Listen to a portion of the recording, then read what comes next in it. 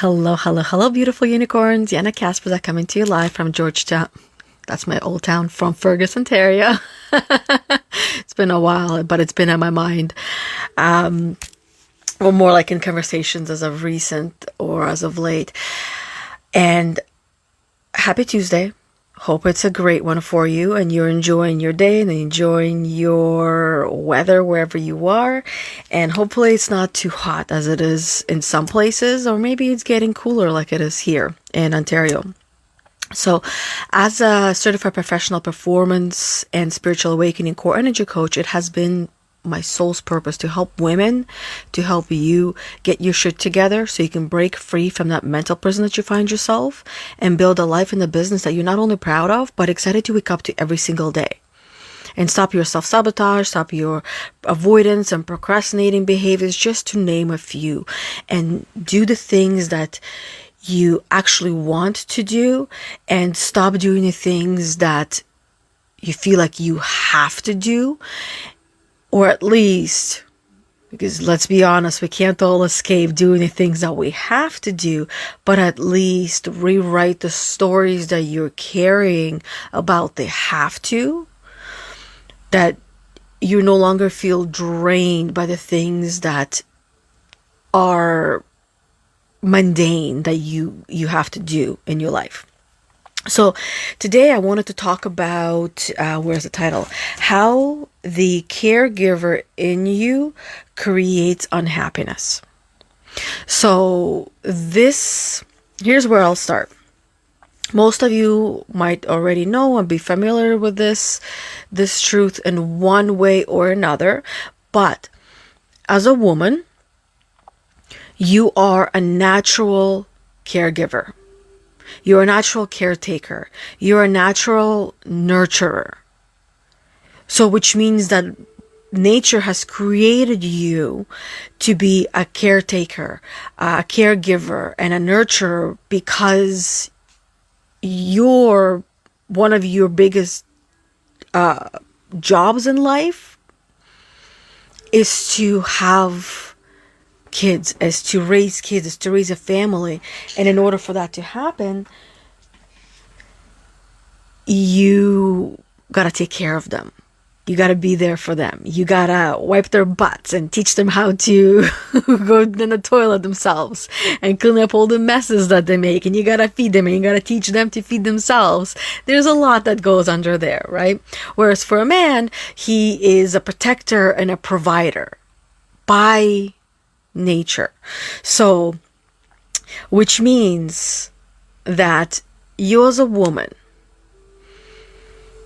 since you're meant to be a caretaker and a caregiver and a nurturer, it very quickly can become a self-sacrificing or self-sacrificial existence.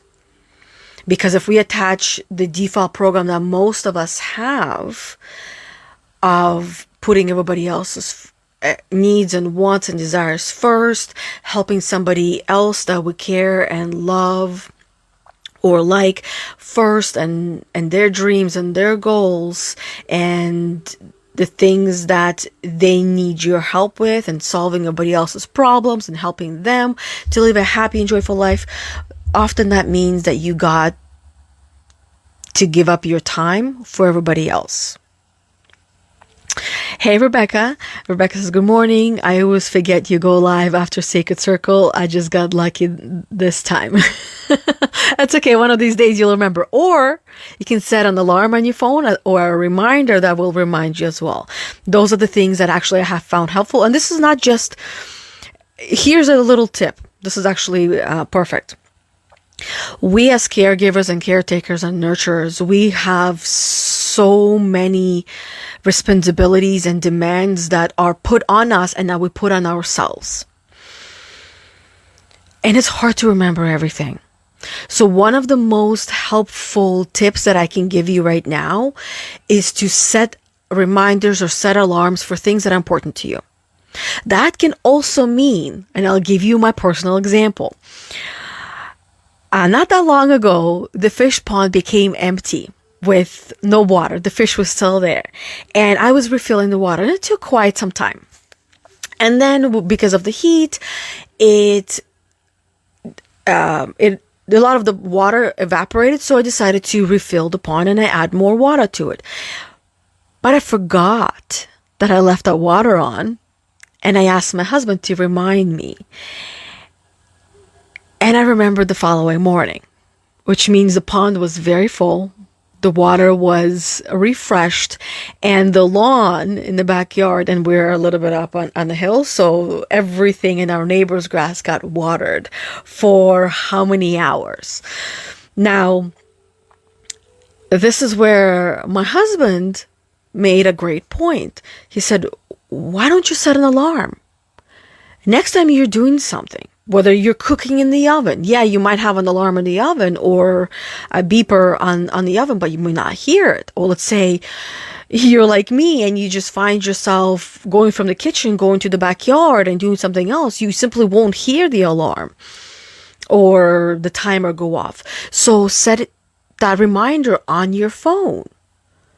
And one thing that can be helpful if you are, let's say, doing a task, you set a certain amount of time for the task for you to do, and you set the timer for when you're going to be done that task, and when the timer goes off, you're done. Let's say that can be, it's great for exercise. When you're going to be exercising, set a timer, you're going to exercise for 5 minutes, 5 minutes is done, that's it, you're done. So that's a great reminder as well. Rebecca says, yep, I have an alarm for Sacred Circle, card reading, get your shit together, and mindfulness class. Now adding this. Perfect.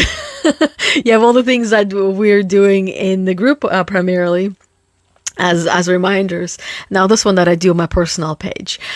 This is the only one that I do on personal page. Everything else is live in the group. But reminders make a huge difference. Like if I set an alarm or a reminder for the water to be turned off, we wouldn't have watered everybody else's lawns and yards. Is it the end of the world? No. But, you know, it is what it is. It was a powerful lesson for me, and yeah, a powerful lesson for me, and a reminder for my husband to give me. Set a reminder. That's going to be helpful. Especially knowing he knows how I am, where, like I said, I can find myself doing one thing and then really quickly going to do something else and just completing this one and doing that one, and like a balancing act sometimes. Okay, so here's the reason why I wanted to talk about this topic for today, how the caregiver in you creates unhappiness, is because when you are giving and giving and giving and giving and giving, which is level 4 energy. This is what I take my clients through, all the 7 energy levels, through the ELI assessment, energy leadership index assessment, that helps them to physically see how the energy is showing up after they do an online assessment. It's like a online quiz. They see how they're showing up energetically on a regular day.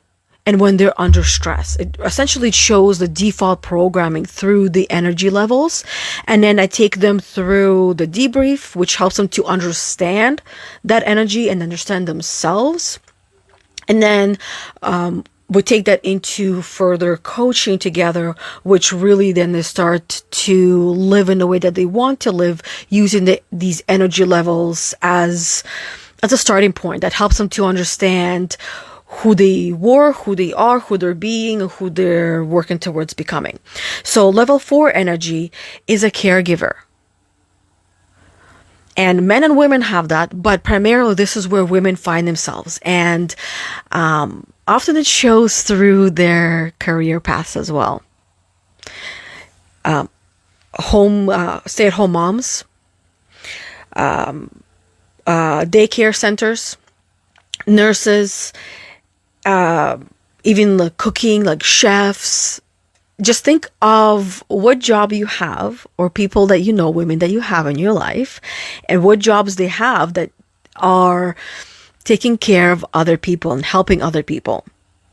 It's, if you really think about it, practically any job can be doing that.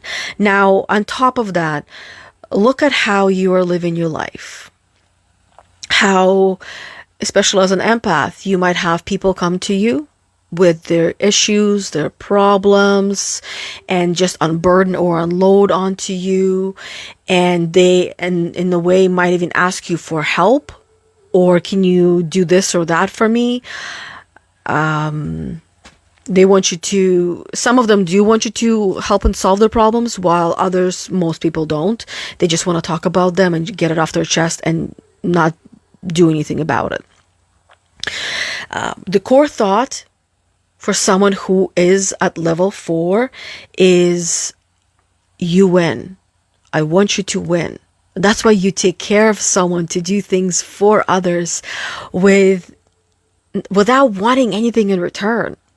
But then as time goes by, you will find yourself in one of the two lower energies, level 1 or level 2 usually, where in level 1, you find yourself, well, what about me? Nobody sees my needs. Nobody sees my wants. Nobody takes care of me. Nobody loves me. Nobody cares me.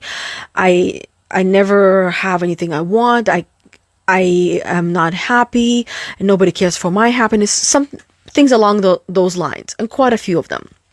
Or level 2, oh, these assholes don't see anything. I keep doing this and I keep doing that for them, and they don't even say thank you. They're not seeing what I need or what I want, where you're really just getting angry. Level 1 is you going to that victim, things are happening to me. Level 2, you are tapping into that fighter, and you're tapping into that anger, and I'm going to let them have it. I'm going to tell them, type of a thing. And that can also happen inwardly, where you're not even expressing it out loud. And here's the thing also, for those of you who might have someone who is a massive caregiver, or yourself, is I want you to pay attention, and you will start to notice this to be the truth. How people are showing up and what people are doing, if they are trying to make you happy and trying to make you smile, that means that they need that as well. So the things that are people doing for you and how they're doing it for you, usually that's the things that they need themselves. But they are much more comfortable at giving it than at taking it, because they're so used to that. You, at level 4, you care about others. You care about their needs, their wants, and you want them to feel loved and cared for. And often it could be at your own expense, where you don't have any time or energy left to take care of yourself or to follow your dreams and your goals.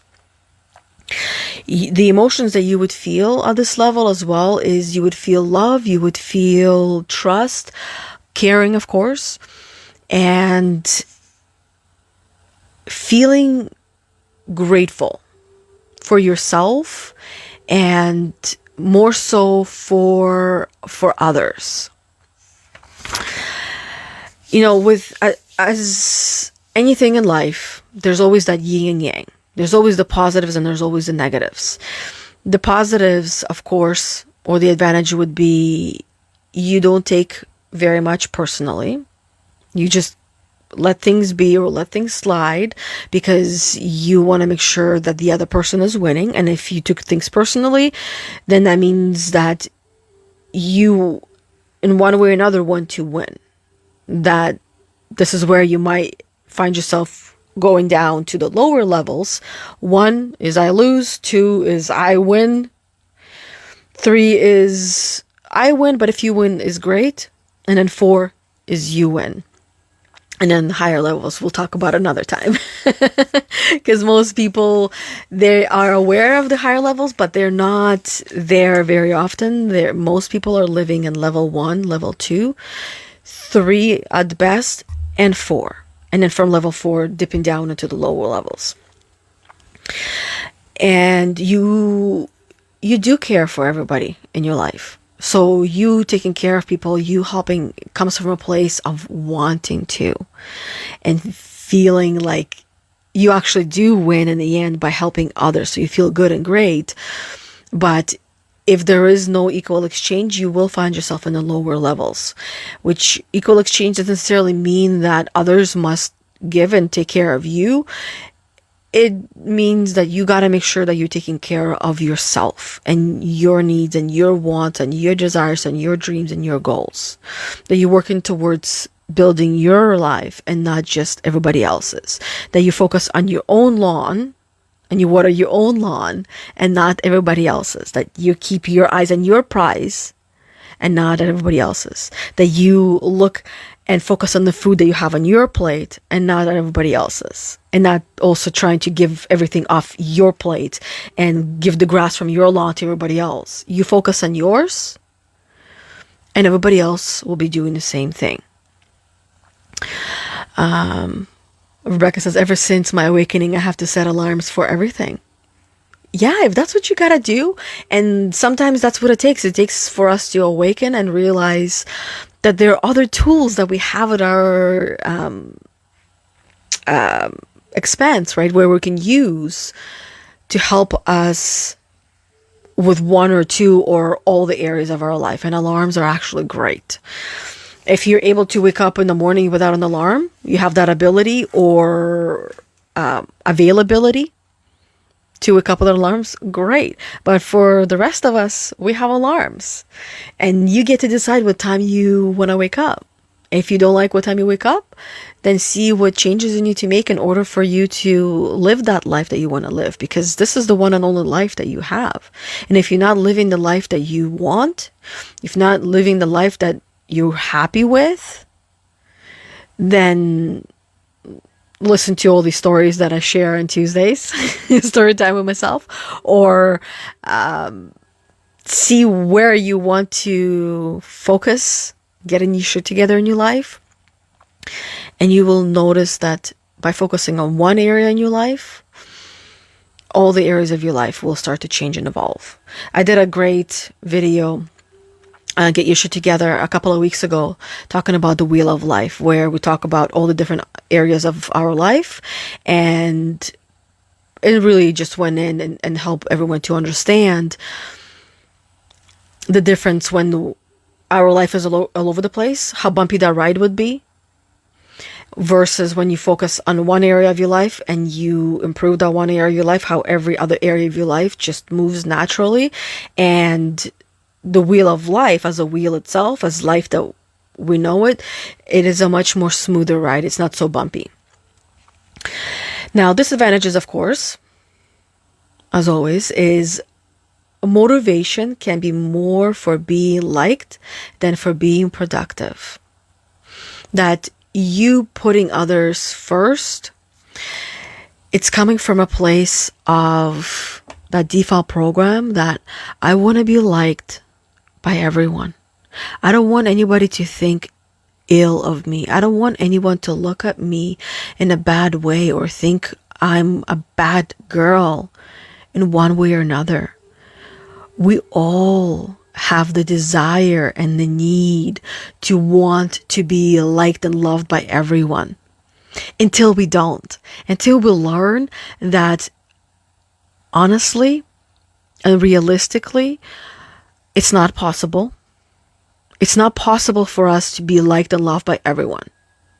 And the sooner that we recognize this truth and accept this truth and embrace this truth, the easier life becomes and the freer you start to feel.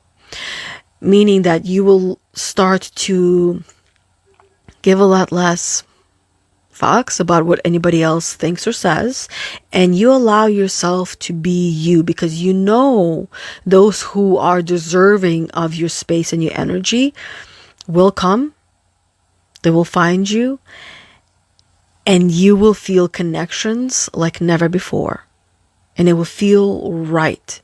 Whereas thus far, everything might have been feeling wrong because you've been going at it or going about it in the wrong ways, where your focus was, I want to please everyone, and I want to make sure everybody likes me, and I say the right things and I do the right things, versus I want to make sure that I like me and that I do the things that I am happy with, that I want to do. I say what I want to say. I do what I want to do, and nothing else. Everybody else just can do themselves. And those kind of people that are in alignment with that energy that you would bring would come. You can also be, this is a disadvantage, you can be overly sympathetic, where you're just giving all of your energy and draining yourself to someone else who has their own energy and just needs to learn how to balance it, and how to ground themselves, and how to recharge themselves, and not drain others around them. And of course, that doesn't happen on purpose. Most people are not aware that they're doing that. It's just how energy works. So I'll give you an example which you probably have already experienced. And all examples are essentially stories, right? So here's how the story goes. Once upon a time, you had some negative people in your life. And all they would do is they would whine and they would complain and they would be sad and everything was wrong and everything was going wrong. And you would spend time with them and you would chime in by sharing your side and your experience that is coming from a place of, I want to relate. I want to normalize things for you, what you're going through. And you find yourself after this interaction completely drained, completely tired, and with no energy. And that's because you have drained it out of yourself with negativity. And you started to become just like that person.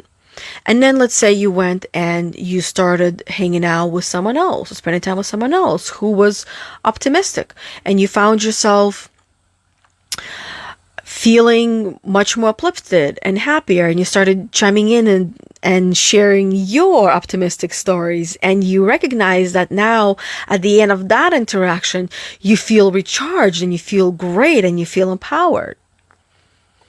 What was different? A lot of things, but essentially at the root of it, it's the energy itself. And one feels good, the other one doesn't. And until we all experience both and recognize which one we would much rather surround ourselves with, things will stay the same. So if you're in a place where you want more of the positive, surround yourself with that. And there's many ways how you can do that. If you don't have people like that in your life, seek them out. There's many experts online. There's many mentors online. You can also do it through listening books. You can also do it through listening to podcasts, to videos, to YouTube. Find different ways how to absorb the positivity, and you will become that way. But if you're constantly either interacting with negativity or listening or watching negativity, that's what you become. And then also at level 4, this one is pretty big, boundaries. They get crossed so easily and so quickly that you sometimes don't even recognize. So if this is where you find yourself being more often than not, or jumping into level 1 and spending more time there, because eventually this is where you'll end up. You'll be jumping between 4 and 1 or 4 and 2. And it becomes draining. So if you find yourself there and you are ready to do the work, don't hesitate to reach out to me and see how I can help you to get there. Or come and join our group and check it out. Heal the Unicorn, Emotional Healing and Spiritual Growth for Women. There's so much information on there. I go live twice a week in that group, and you can learn and pick up a lot of golden nuggets to help you on your journey as well. If you're either not ready to invest in yourself, whether it comes financially or time-wise or energy-wise, you're not ready to do the work, then the group would be for you. But if you're ready to do the work, you know where to find me. Anyways, my phone is about to die. Thank you very much to each and every one of you for being on here and listening and interacting with me. Thank you, Rebecca, for being on here live. And Rebecca says, keep your eye on the road. Exactly, on your own road and not on anybody else's. And she says, I didn't start waking up until I realized not everyone is not like me. Yeah. Everyone is different. Yeah, we have some similarities, or not everybody has to like me. My little reminder blocked it. We're not the same. We might be similar, but yeah, we're different. And we don't really want everyone to like us because, let's be honest, we don't like everyone. There are some people that we simply just don't like. Sometimes we don't know why, and other times we do know why. And the same thing goes for us. And that's absolutely okay. It's meant to be like that. Otherwise, we wouldn't have the energy to share ourselves and our energy with everyone in the world or everyone in our circle. So anyways, thank you very much. And until we see each other next Tuesday at another one of these story time with myself at 11:45 a.m. Eastern time, or maybe we'll see you tomorrow live in our Facebook group where Bethany and I will be doing Heal Unicorn podcast at 1:45 p.m. Eastern time. Until next time, have an amazing the rest of your day, and stay cool if it's hot and stay warm if it's cold where you are. Until we see each other. Oh, bye. Fuck.